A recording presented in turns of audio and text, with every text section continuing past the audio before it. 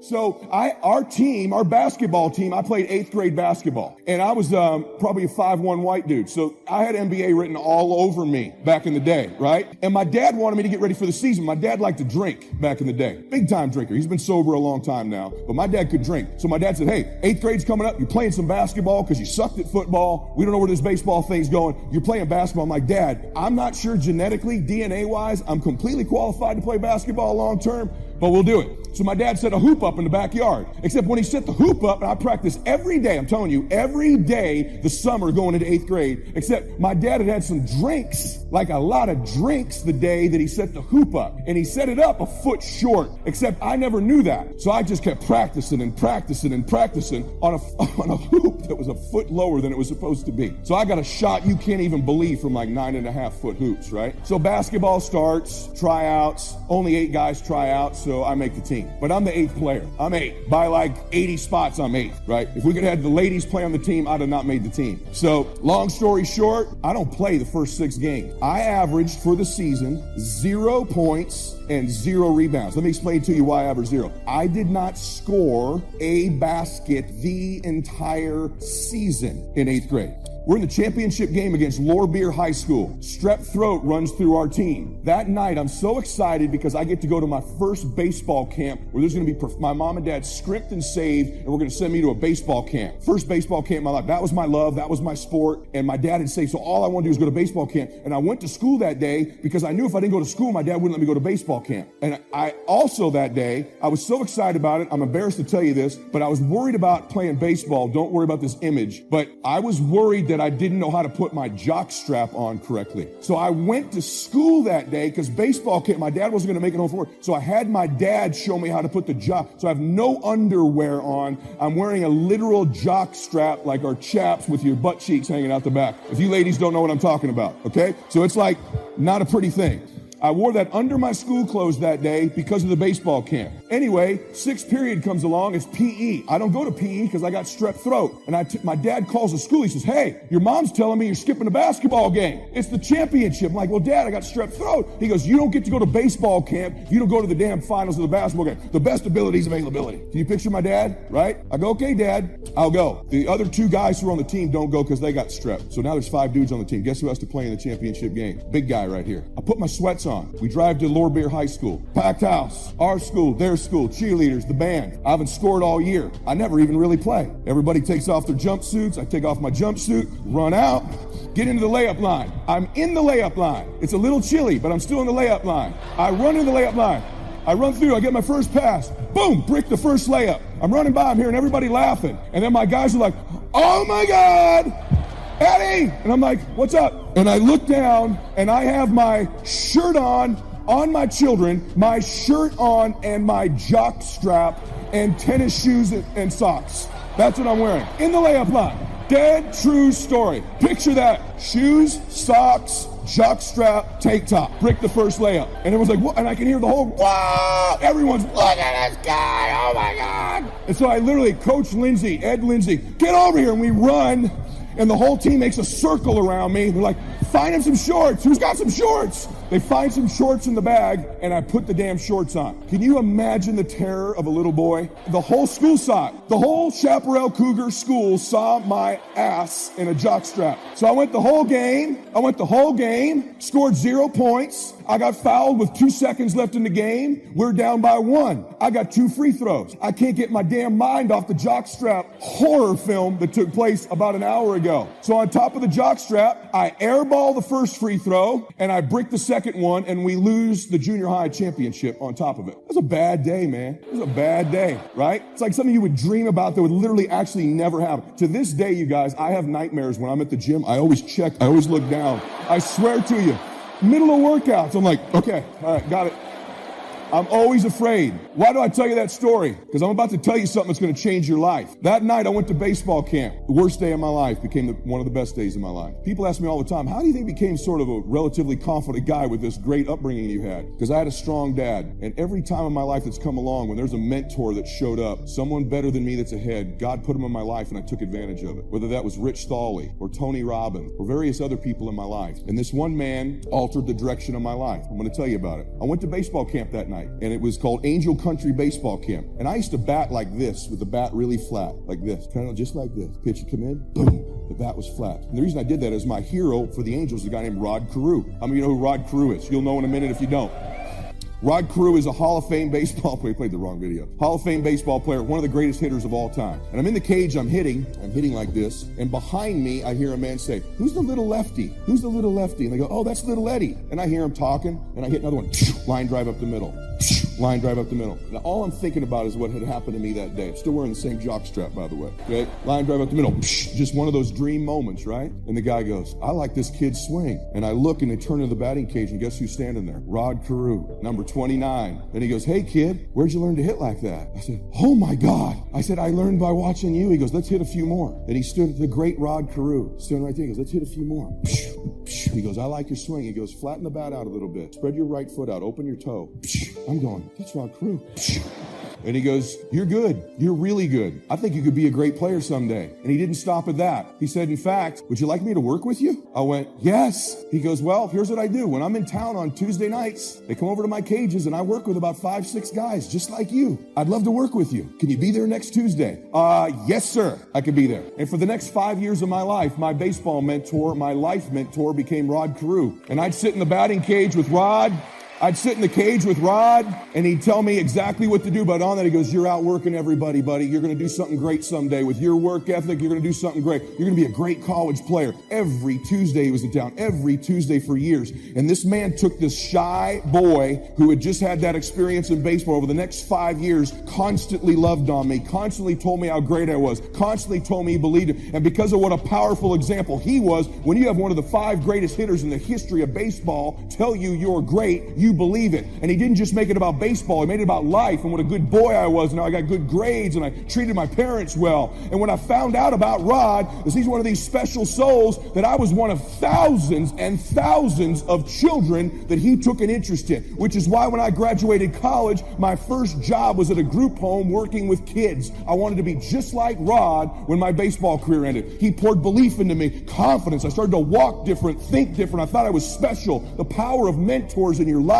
who love you and believe in you. And Rod did this over and over and over again. And then many years after I knew Rod, I'm going to Elmo, his little daughter. This is how you sow seeds in your life. See, all these calls you're making, all the phone calls, all the contacts, they don't feel like it's paying off right now, but you're planting seeds like in the parable of the sower. The wind's going to get a few, the rain's going to get a few, the birds are going to get a few, but eventually there's a harvest in a way that you can't even imagine. And Rod, for years, in addition to being this great player, was a better man, and he sowed seeds into kids over and over and over. A wonderful soul. He's from Panama. He wasn't even born here. He's a beautiful man. And then many years after I knew them, his little girl, Michelle, I became very close with. Michelle was a little 5-year-old little girl that used to sit behind the cage with her mama and watch us every week. And when Michelle turned 16, she got leukemia. And she lost her battle with leukemia when she was 16. At the time, it was a national story. This is April 18th, 1996. You're about to get blown away. April 18th, 1996, my great mentor, the man who believed in me, that changed, how's a little dude like me end up playing baseball at that level? Because of that belief. How did I do well in business? Because right after Rod Carew came Rich Thawley and Tony Robbins, these people who believed in me. And so it says, Michelle Carew, the daughter of Baseball Hall of Famer Rod Carew, who waged a 7-year battle with leukemia that sparked international outpouring of support and a surge in pool, listen, of potential donors, died Wednesday morning. She was 18. Their family was destroyed. I want you to watch Rod's quote when it happened. This is 1996. I can't make this up. Although we have lost Michelle, we can take solace in the fact because of her, many lives have already been saved by the increase in marrow transplants performed in the week subsequent to our appeal because of donors. The usually taciturn Carew had pleaded for people across the country, this is in 1996, to sign up as potential donors. Donors. Remember that word. Donors. When his daughter passes away, he turned it into a victory. Worst day of his life became the best day of his life. Donors. Sowing seeds. Doesn't know when you're going to harvest it. He has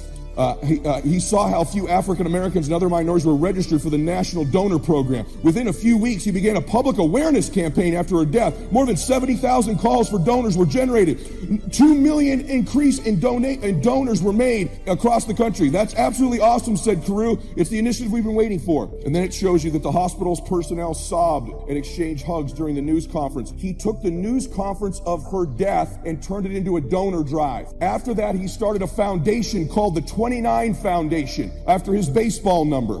Do my job and handle my business. But I got that from back when I was staying out late at night. My ability to talk to large groups of people who I do not know come from me having to get out of so many lies I had got myself into that I became comfortable doing that business. So coming out here telling the truth, pretty easy.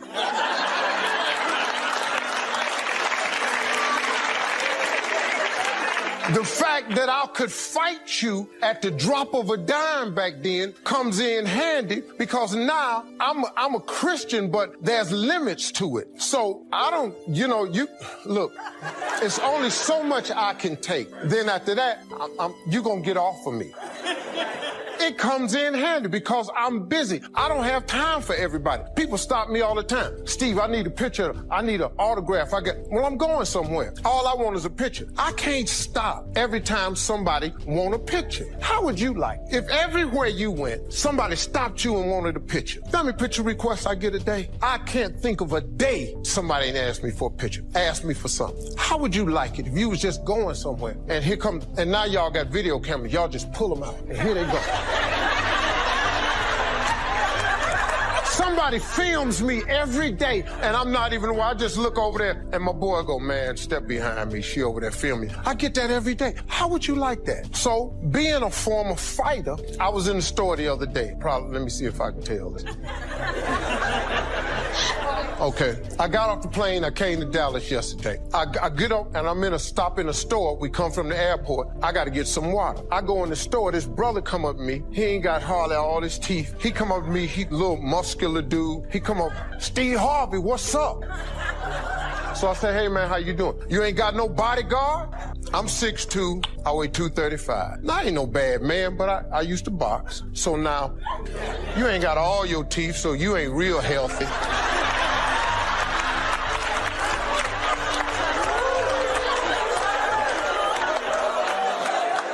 You have a little alcoholic aroma to you. I don't drink, so I figure we good. However this gonna be good. But it's because of what I was that God has changed. Now, it used to be, I just turn around, start swinging, it'd be on and cracking. But now God changed that. But see, what it caused me to realize was I was who I was, but I am who I am, and I'm cool with both of them. So you've got to be willing to stay focused, to be creative, to be relentless, because things are going to happen to you when you're working on your dream, when you get on track. I remember when I first got involved in speaking, one of the main things that speakers like to do is speak to a certain association that they have over 10,000 of their sales reps that come to this convention. And I was relentless. I kept saying, it's possible. It's possible. See, what I wanted to let you know and set you up for, because you said it's possible, don't mean that you're not going to have any problems. That Murphy's Law ain't gonna come and slap you side the head. Oh, Murphy gonna come visit you. He's waiting for some of y'all out in the parking lot. Oh, you say it's possible. Okay, it's possible. You better get up. Well, I was working. I kept saying it's possible. They got other speakers on this program. I can be on that program too. I kept selling myself. I got all fired up. And I was calling them every day. And the lady finally said, Mr. Brown, I tell you what, we want you to come in and talk to our sales executives. You got the kind of fire and guts that they want that will motivate them. And let me tell you something else. We want you to bring your motivational tape. You're going to need at least $50,000 worth of tapes. I said, is that right? Yes, because they want to keep that drive alive. I said, all right. I called the guy to duplicate my tapes. I said, Don, how you doing? This is Les. Let me tell you, I got a major speaking engagement. I said, man, it's a speaker's dream. I need over $50,000 worth of product. He said, Les, you don't have that kind of credit. I said, I know, but Don, I can sell that. Just right after speaking engagement, I'll give you your money in 4 days. He said, are you sure, Les? I said, yes, man, I got a major speaking engagement, and they told me to do it. He said, man, that's a big order. Let me talk with the lady with you. I said, hold on just a minute, man. Call the lady back. Hello, Evelyn, how you doing? This is Les Brown. I got Don on the phone. What did you say? Do I have the speaking engagement? Yes, you do. And what else you suggest? Les, our people, they buy a lot of tapes. Your tapes are very popular among them. I'm saying bring at least $50,000 worth of tapes, Les. You'll sell everything you got and more. I said, did you hear that, Don? He said, yes. I said, now, if anybody else has to make a decision, are you the final person? She said, I'm the final person. I will send you the contract. I want you. I said, you hear that, Don? He said, yes. I said, oh, ye of little faith.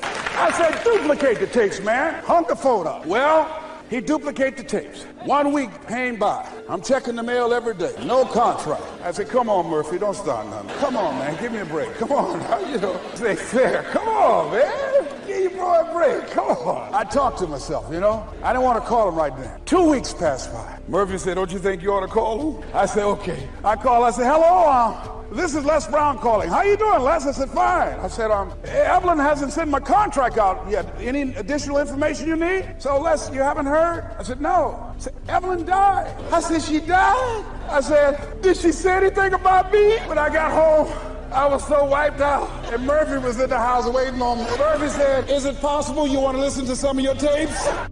The spiritual part. I'm an amateur on the spiritual side. I do happen to believe that human beings are more than just an advanced life form, an advanced species of the animal kingdom. I do believe humans are a special creation. That's just my personal belief, and I don't ask you to buy it. But here's what I do ask you to buy. If you do believe in spirituality in any manner, here's my best advice. Study it and practice it. Do not neglect your values. Do not neglect your virtue. If you do believe in spirituality, my advice is study it and practice it. Don't let it go unstudied. Don't let it go unnourished. If you do believe, that's my best advice on the spiritual. Now here's the third part, the mental side. Part of this personal development challenge is to develop mentally. Learn, study, grow, change. It's what schooling is all about. And the human development takes time, incredible amounts of time. That's why we've taken the time for this seminar. It just takes time. Some things you can't cover in a 20-minute speech. You can't cover in a little 5-minute talk. It takes time. For humans, it seem like more time than any other life form, human being. The little wildebeest in Africa. Guess how much time it's got as soon as it's born to be able to run with the pack so it doesn't get eaten by the lions? Guess how much time it's got? A few minutes. As soon as the little wildebeest is born, tries to stand up, falls down. Its mother nudges it, gets stand back up, falls back down. Finally, on little shaky legs, it tries to nurse. Mother pushes it away. She moves away, so it can't nurse. Why? You can't nurse now. You got to develop some strength now. The lions. Falls down, gets back up, tries to nurse. Mother pushes it away. No, you got to get these legs strong. How much time have we got? Not much time.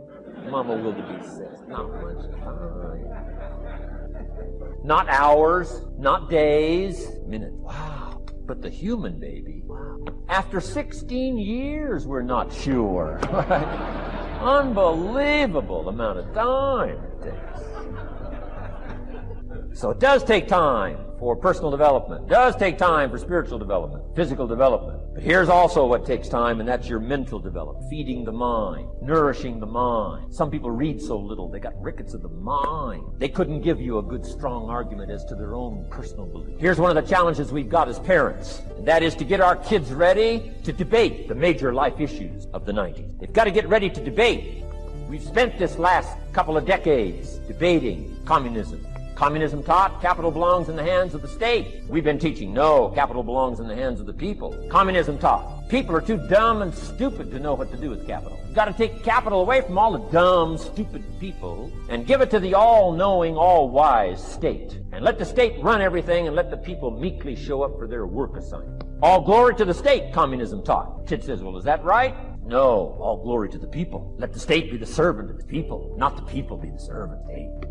I'm telling you, you got to be able to pick up those ideologies. You got to be able to pick up the philosophy. And here's the next part. You got to be able to defend it. If you can't defend your virtues and if you can't defend your values, I'm telling you, even in the 90s, you'll fall prey to philosophies that are not in your best interest. And we've got to help our teenagers. We've got to help our kids especially to be able to debate the major life issues, the political issues and the social issues and the religious issues and the spiritual issues and the nutritional issues and the economic issues and all of the rest of the issues that are valuable for us to build the kind of equities we want. You got to get yourself ready.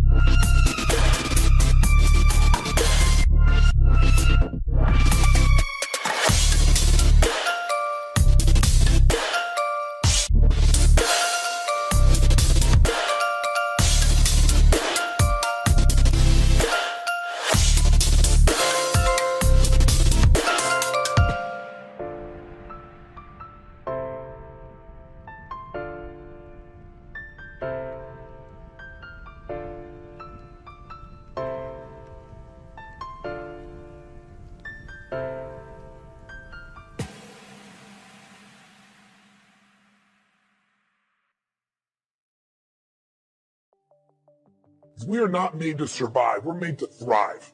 Human beings, our spirit, our capacity to adapt, our ability to grow, our ability to learn with lightning-like speed, our ability to find a way to serve others, that calling inside of us that we have as a parent or as a friend or someone who truly cares, when we put our fear aside because there's something we want to serve greater than ourselves, we all have that ability to find that passion in our life. The Newtonian world is all about the predictable. It's all about predicting the future. But the quantum model of reality is about causing an effect. The moment you start feeling abundant and worthy, you are generating wealth. The moment you're empowered and feel it, you're beginning to step towards your success. The moment you start feeling whole, your healing begins. And when you love yourself and you love all of life, you'll create an equal. And now you're causing an effect. And I think that's the difference between living as a victim in your world, saying, I am this way because of this person or that thing or this experience. They made me think and feel this way. When you switch that around, you become a creator of your world, and you start saying, my thinking and my feeling is changing an outcome in my life. And now that's a whole different game, and we start believing more that we're creators of reality. A lot of people start out with a new year and it becomes a trigger for, the possibility of a new life, but that disappears after a few disappointments, after coming up with a few New Year's resolutions that within a week or two they've already broken. I'm here to talk to you about just the simple core of what you and I are made for. We are not made to survive. We're not made to manage our pain or get through it. We're made to be creators of our lives. We can create anything we can dream about, we can create. I know that sounds like positive thinking, just BS, but in your soul, there have been times in your life, I know, when you've had something that you wanted so much. Maybe you wanted something for someone you care about. Maybe you wanted something for yourself, but you became so obsessed with something, achieving it, experiencing it, whether it was a transformation, in yourself, a change in your business, making a certain amount of money, getting a job, increase of some position, increase. Maybe it was doing something for your mom or your dad or your kids. Somewhere in your life, you've gotten obsessed enough to really want to create something that you may not even know how you were going to do it, but you just wanted it, desired it, and you started all of a sudden taking action, and you got insights. And before you knew it, what used to be just this impossible dream became a reality. Is it fair to say that at some stage in your life that there are some things today in your life that were once just a dream or a goal, that once seemed difficult or impossible, whether it be the job you have or the relationship you're in and might be taking for granted? Is there anything in your life today that was once like that? Well, then you and I are creators. And very often when we get overwhelmed by so many things and we feel out of control by, we start getting into being managers of our life, managing our pain, managing through the situation. If you're not being defined by a vision of the future, then you're left with the old memories of the past, and you will be predictable in your life. And if you wake up in the morning and you're not being defined by a vision in the future, as you see the same people and you go to the same places and you do the exact same thing at the exact same time, it's no longer that your personality is creating your personal reality. Now your personal reality is affecting or creating your personality. Your environment is really controlling how you think and feel unconsciously, because every person, everything, every place, every experience has a neurological network in your brain. Every experience that you have with every person produces an emotion. So some people will use their boss to reaffirm their addiction to judgment. They'll use their enemy to reaffirm their addiction to hatred. They'll use their friends to reaffirm their addiction to suffering. So now they need the outer world to feel something. So to change then is to be greater than your environment, to be greater than the conditions in your world. And the environment is that seductive. So then, why is meditation the tool? Well, let's sit down, let's close our eyes.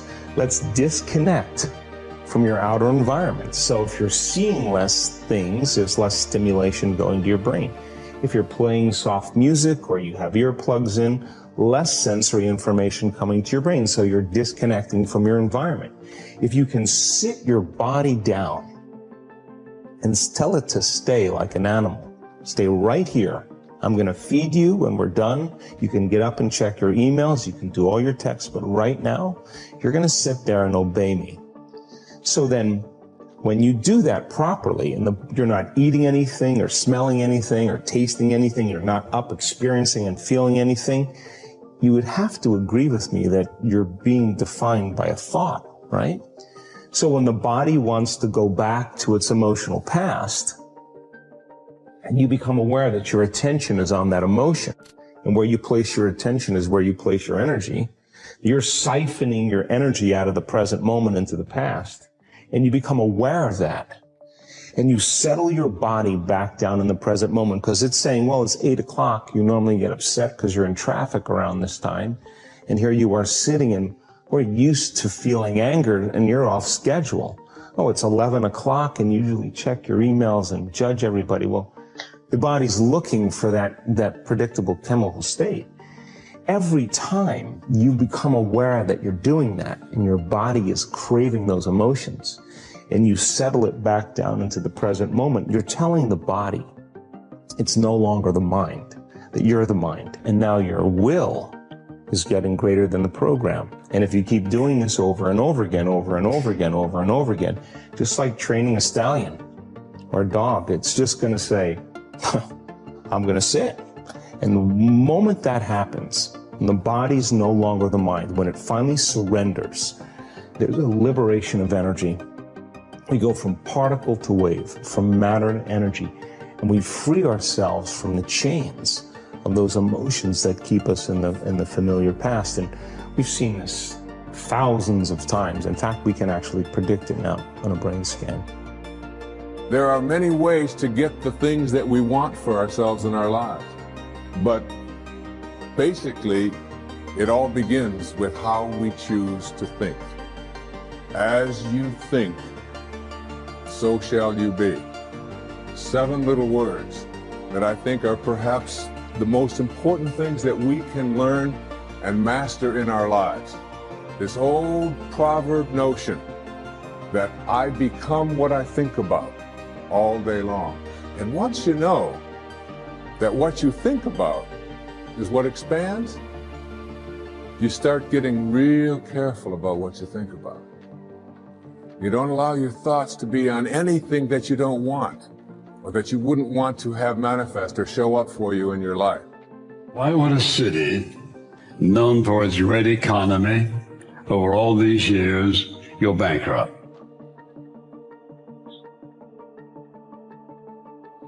Why would they go bankrupt? Unwise decisions that probably started years before. Why would a family choose to buy a house that they know that they cannot afford, but they're going to buy it anyway? Unwise decision. Why would a person marry just for sexual fulfillment, not thinking about other things? Unwise decision. Why would a person drink alcoholic beverage in front of their children early in life, leaving them an image of their dad, sometimes being drunk, thinking nothing of the consequence? Very unwise decision. When you think about the kind of your life that you're living, would you say that the decisions that you're making are wise or unwise? And we could go through life thinking about all the decisions that people make. For example, they stack up credit on their credit cards to the point that they know they can't make the payments. Why do they do that? Unwise decisions. Before you make any decision, you should always ask this question. Is this the wisest thing to do? There's always an answer. Is this the wisest thing to do? Whether it's marriage, or whether it's something financial, or health, or whatever it might be, is this the wisest thing to do? That's always the right question. Whether it's major or minor, is this the wisest thing to do? But living wisely is the best life. Wisdom is a gift from God. Living unwisely is a very expensive lifestyle to every aspect of our life.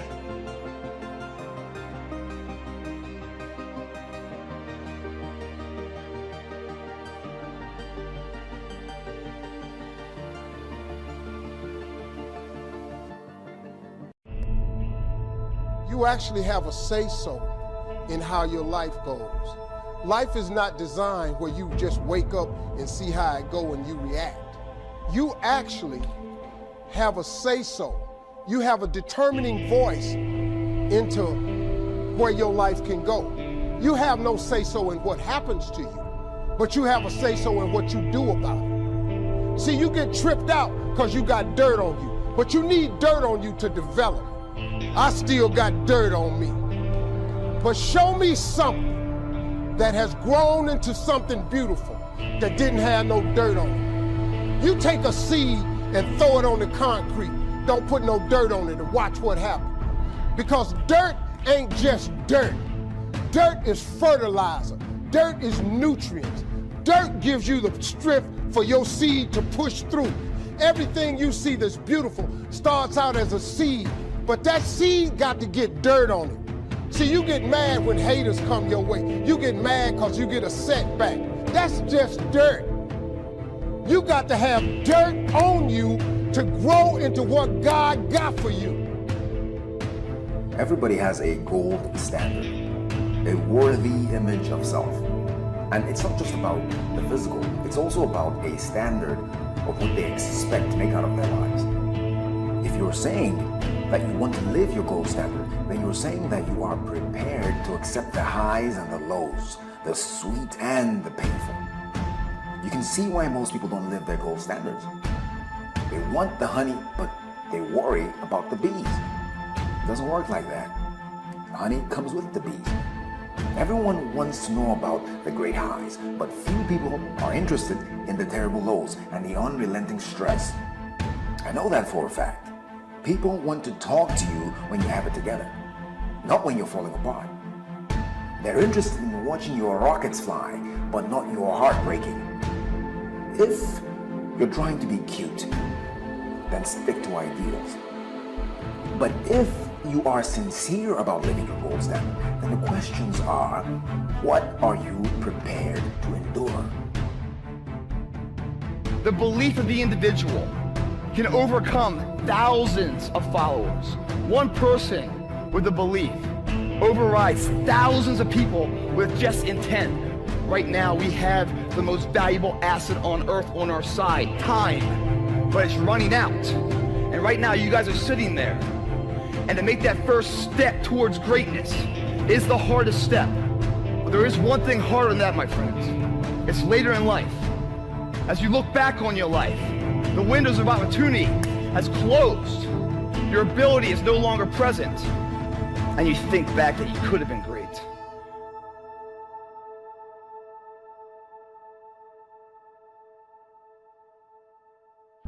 There was a man who was an efficient builder.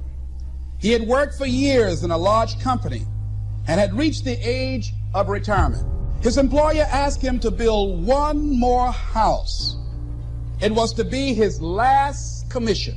The builder took the job, but his heart was not involved. He used inferior materials, and he failed to see the many things that should have been clear to him had he shown even his normal interest in his work. When the house was eventually finished, his employer came to him and said, "The house is yours. Here's the key. It's a present from me." The builder immediately regretted that he had not used the best materials and engaged the most capable workers. If only he had known that the house was for him. It's hard to put the effort in to create greatness, but it's a lot harder to accept the reality that you could have been great. The moment that you commit yourself, then all unforeseen incidents, people, things that can happen that are positive begin to come your way. And basically the whole thought was the fact that nothing comes to you until you commit yourself. Who are you? Who do you want to be? What are you doing about it? Ask yourself those questions and be honest with the answers. Don't lie. And then go do something about it. Here's what I want you to look at. There are winners, there are losers, and there are people who have not discovered how to win. And all they need is some coaching. All they need is some help and assistance, just a little support. Maybe you've already given up, and maybe you just need a little fire, a little encouragement to get back in the game again. I had been working my whole life. And what I didn't understand, by being determined to chase something, by being committed to it, and what commitment is staying true to what you said you were going to do long after the mood that you have set it in has left. You see, people think commitment is saying, yes, I'll do it on the days when it feels good. But I have been committed to everything that I ever started in my life, and I never stopped and I never quit it. And so by being committed to everything that I started, I finished it. It built a certain type of spirit. It built a certain type of mentality. It built a certain type of individual. And so now I couldn't quit even if I wanted to. I couldn't lay in the bed even if I wanted to. I couldn't stop even if I wanted to. I had too much sweat equity in my life and everything that I was doing. There's a difference between a winner and a champion. You can win and have a bad attitude. You cannot be a champion and have a bad attitude. You can win with a great coach. You cannot be a champion with just a great coach. Champions are focused on the goal. They don't have time to be doing stuff that's not going to help them toward the goal. You are a champion. Think like one. It's possible. I'm blessed and highly favored. I've got a lot going for me. I got some good stuff in me. And it's possible that I can bring my greatness out here in the universe. That I can do what I want to do. It's possible I can bounce back from adversity and reinvent my life. It's possible, regardless of where I am, that things can get better for me. Without commitment, you'll never start. But more importantly, without consistency, you'll never finish. It's not easy. If it were easy, there'd be no Denzel Washington. So, keep working, keep striving, never give up, fall down 7 times, get up 8. Ease is a greater threat to progress than hardship.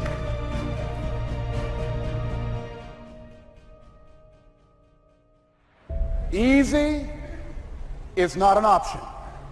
Life is hard. Step toward it. Don't try and duck it like most people do. See, most people want it easy. See, easy come, easy what? Easy go.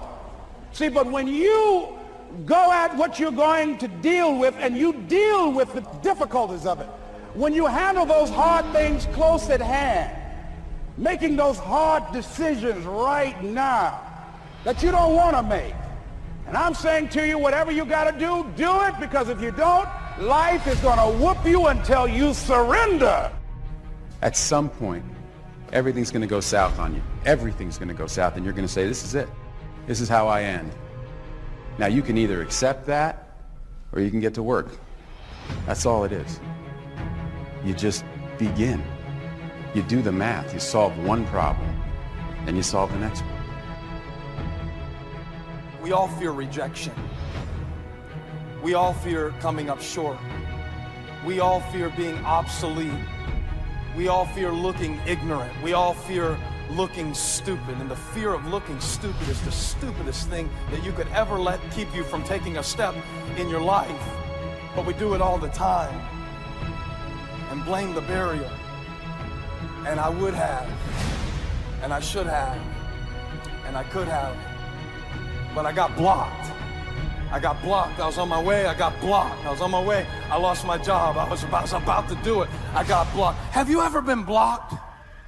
If you hadn't been blocked, that's because you're not going anywhere. If you hadn't been blocked, that's because you're still in neutral. But if you're ever going to go somewhere that you've never been before and do something you've never done before, prepare for the blockers. And don't act surprised when they hit you. Because I understood my existence wasn't about me. I went from me to we a long time ago. I understood the process is more important than the product. It wasn't about the outcome for me. Whether I made it to the NFL or not, that was inconsequential in God's plan for my life. But I was going to fall in love with that process because I understood by falling in love with that process, it was going to turn me into a machine. You see, a lot of people need things to get motivated. A lot of people need a little extra money to get motivated. A lot of people need, whatever the case may be, a little bonus to get motivated. I don't need anything but breath in my body and life. you can win the war you're in with the weapon that you have. I'm not next, I'm now. And the only thing I need for what's next is to learn how to use what I got now.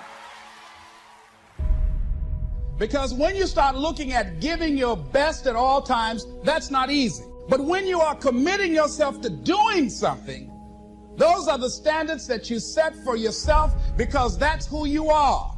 If you're working on a job where you're miserable, they're not paying you what you're worth, and you're dissatisfied. If you have decided to continue to take a paycheck, you owe it to yourself to give it your best effort. If you get in the habit of being mediocre or doing just enough to get by, you're not hurting anybody but you. You're cheating you. Live each day with integrity. Don't try and get over in life. Don't try and cheat.